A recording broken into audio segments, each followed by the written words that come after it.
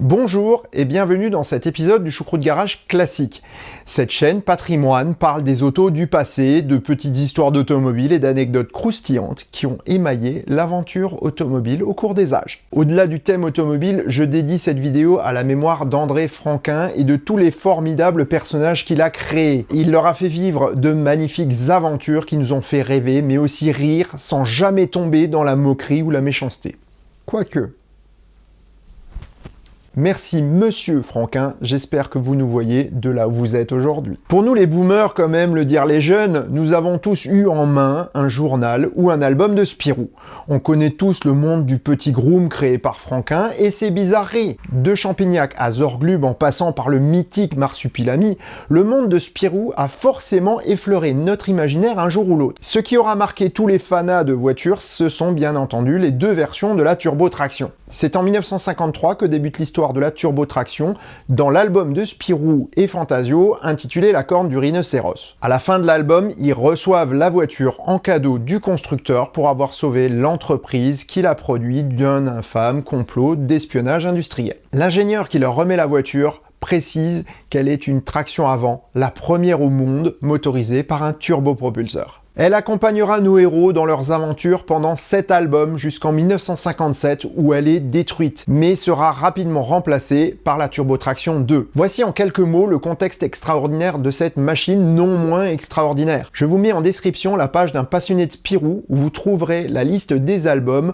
où la turbotraction est présente, ainsi qu'énormément d'autres informations. C'est dommage que ce ne soit qu'une voiture de fiction.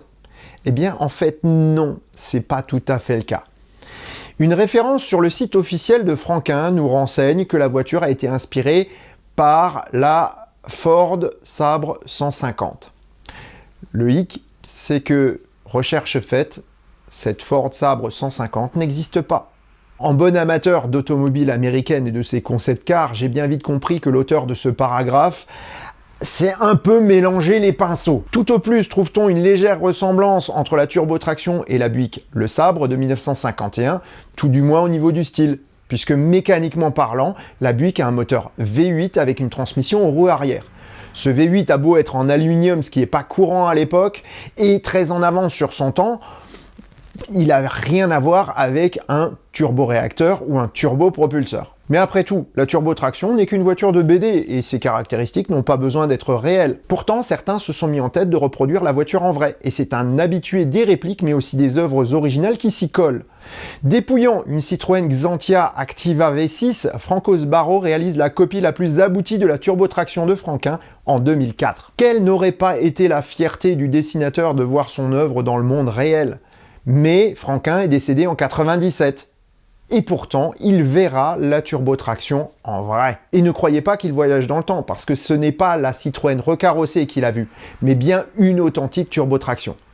Et c'est d'elle que le papa de Spirou va s'inspirer. Franquin est un passionné d'auto. Il aime les dessiner, mais également détailler leur mécanique. Il en dessinera des centaines dans sa carrière et illustrera un temps la chronique de Starter, la page automobile du journal de Spirou avant de la confier à GDM. C'est au Salon de Paris 1952 que ses yeux s'illuminent devant la Sokema Grégoire. Quoi? Mais c'est une copie en coupé de la voiture de Franquin. En fait, c'est tout l'inverse. Franquin a vu cette auto et en est tombé raide dingue. Sa turbotraction sera un cabriolet parce que ça fait plus classe et fera l'impasse sur certaines choses comme les phares escamotables. Mais globalement, la voiture est très largement inspirée de la Sokema Grégoire dont je vais maintenant vous raconter l'histoire. À la fin de la Seconde Guerre mondiale, de nombreuses innovations technologiques se retrouvent disponibles pour une carrière dans le civil. Le domaine le plus innovant ayant été l'aviation, c'est logiquement que les motoristes lorgnent sur l'automobile pour diversifier leur clientèle. En France, le leader du turboréacteur est la société de construction et d'équipement mécanique pour l'aviation, ou Sokema. Il développe un turbopropulseur ou turbine à gaz destiné à l'automobile. La TGV1 SEMA Turbo a 100 chevaux pour 130 kg avec un régime maximum de 45 000 tours par minute. Sokema espère battre le record du monde de vitesse pour une voiture à turbine détenue par Rover depuis 1950 avec 138 km/h. Petite parenthèse, on parle de TGV pour turbine à grande vitesse. On peut aussi parler de TGV pour train à grande vitesse. Et d'ailleurs, le TGV 001, qui a été le prototype du train que nous connaissons aujourd'hui, a battu le record de vitesse mondial sur rail avec, comme moteur, des turbopropulseurs.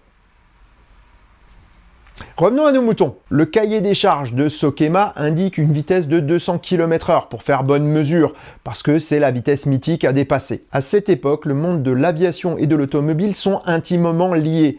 Certains constructeurs automobiles sont d'ailleurs de très bons motoristes aéronautiques, comme les sociétés Grégoire ou Matisse. C'est ce premier constructeur qui sera contacté par Sokema pour réaliser le premier prototype de sa voiture de record. Jean-Albert Grégoire va mettre tout son savoir-faire dans la voiture. Avant la guerre, il avait travaillé sur les premières ébauches de voitures à traction avant, et entre autres sur celle qui deviendra la première voiture à traction avant en petite série, bien avant la Citroën, la Tracta. Le brevet de cette transmission a été déposé en 1926 par Jean Fenaille et son associé Jean-Albert Grégoire. C'est donc logiquement que le prototype Sokema s'est vu équipé d'une telle transmission. Cela n'a d'ailleurs pas été sans problème, car réaliser une telle transmission avec l'architecture de la turbine a imposé de repousser celle-ci très loin en avant des roues. C'est la raison du nez très allongé de la voiture. La turbine elle-même n'était d'ailleurs pas sans poser de soucis de fonctionnement. N'ayant aucun frein moteur, la voiture sera équipée d'un ralentisseur électromagnétique Telma pour seconder les freins au ralentissement. Grégoire avait également d'autres atouts dans sa manche, puisqu'il avait contribué à d'autres innovations automobiles au sein d'entreprises comme Amilcar ou Panhard. On voit d'ailleurs l'inspiration de Grégoire dans le nez de sa voiture, puisqu'elle évoque sans erreur possible la Panhardina. Après la Seconde Guerre mondiale, l'acier est rare et souvent réservé à la reconstruction industrielle et des infrastructures. L'automobile se tourne alors vers l'aluminium. Mais l'aluminium est très cher à produire et de plus, il se travaille difficilement parce qu'il impose de hautes températures. Grégoire avait déjà eu à résoudre ce problème avec l'Amilcar Compound et il reprendra la même solution pour le prototype Sokema, c'est-à-dire le recours à l'Alpax. C'est un alliage d'aluminium et de silicium qui se travaille à plus basse température et qui se moule facilement. La carrosserie est façonnée à la main en feuilles d'aluminium et a une aérodynamique exceptionnelle avec un CX record de 0,19. Elle n'en est pas moins élégante et parfaitement finie. Elle arborera une superbe robe bleu métallisée et de superbes vitrages bombés. Petite parenthèse, la lunette arrière était si bombée qu'aucun fournisseur ne pouvait la réaliser. Elle fut donc faite en 3 parties. Équipée de pneumatiques Dunlop Racing à flanc blanc, la voiture est fin prête à subir les premiers tests en 1952, lorsque la nouvelle tombe.